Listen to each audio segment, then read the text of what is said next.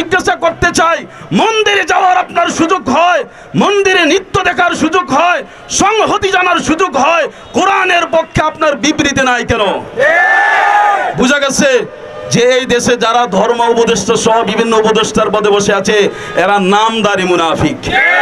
কোরআনে আল্লাহ বলেছেন সুম্মুম বুকমুন উমিয়ুন ফাহুম লা ইয়ারজিউন, মুনাফিক হলো যারা চোখে দেখে না, কানে শুনে না এবং তারা বুঝে না। আজকে কোরআন অপমান করার পর যারা না দেখার বান করছে, যারা না শোনার বান করছে, না বুঝার পান করছে, কোরআন বলছে তারা হলো মুনাফিক। আমরা তাওহীদি জনতার পক্ষ থেকে স্পষ্টভাবে বলতে চাই, রাজনৈতিক ব্যক্তিরা যদি আগামী নির্বাচনে ক্ষমতায় আসতে চান আমাদের ভোটের মাধ্যমে আপনাদেরকে আসতে হবে। পূজার মধ্যে যেরকম আপনারা সংহতি জানিয়েছেন, পূজা মণ্ডপে গিয়ে তাদের সাথে একাত্মতা পোষণ করেছেন, ইমানকে বিকিয়ে দিয়েছেন, কিন্তু যদি ক্ষমতায় আসতে চান আমাদের সাথে কোরআন প্রেমিকদের সাথে একাত্মতা পোষণ করতে হবে। আমাদের দাবি একটাই, অপূর্ব পাল সহ যেই ব্যক্তি আল্লাহর রাসূলকে গত 2 দিন আগে কটূক্ত করেছে এদের শরীয়তের শাস্তি হলো তাদের মৃত্যুদণ্ড কার্যকর করা। ইমাম ইবনে তাইমিয়া রাহমাতুল্লাহ আলাইহি স্পষ্টভাবে মাজমুউল ফাতাওয়া কিতাবের 8 নম্বর খণ্ডের 425 নম্বর পৃষ্ঠায় বলেছেন, যেই ব্যক্তি কোরআনকে ডাস্টবিনে নিক্ষেপ করবে, পায়ের নিচে রাখবে, ওই ব্যক্তি মুরতাদ, কাফের, তার রক্ত মুসলমানদের জন্য হালাল। এজন্য আমরা অন্য কোনো আইন চাই না, তাগুতের কাছে বিচার চাই না, আমরা শরিয়া আইনে বিশ্বাসী। অনেকে বলে আমরা শরিয়া আইন চাই না, আমাদের দল শরিয়া আইনে বিশ্বাসী না, আমরা সেই দলের সাথেও নাই।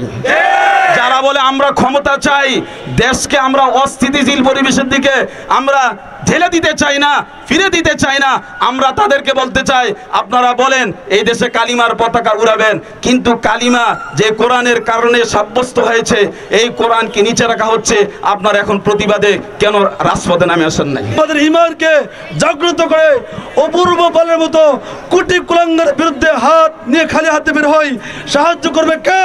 আল্লাহ। দুস্থ নৈরাশ হওয়ার কিছু নাই। আজকে থেকে ঈমান পরিবর্তন করেন, ঈমানকে বাড়ান।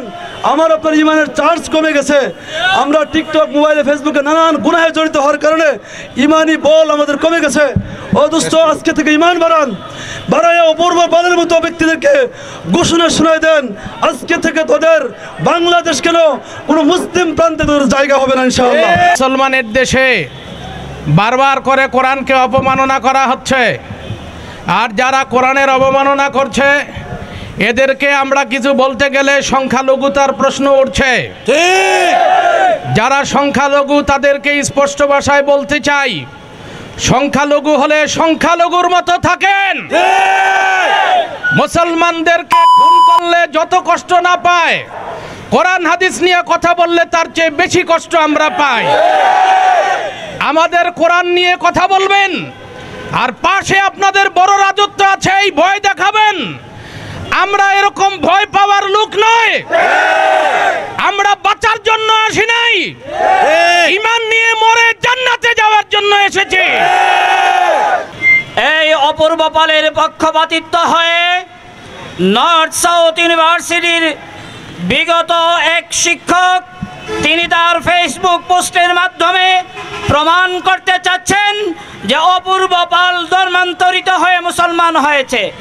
যদি উনার এই কথাটা আমরা মেনেও নেই, তাহলে আমরা সরকারকে বলবো এই অপূর্ব পালের শাস্তি শরিয়া আইনের ভিত্তিতে হতে হবে।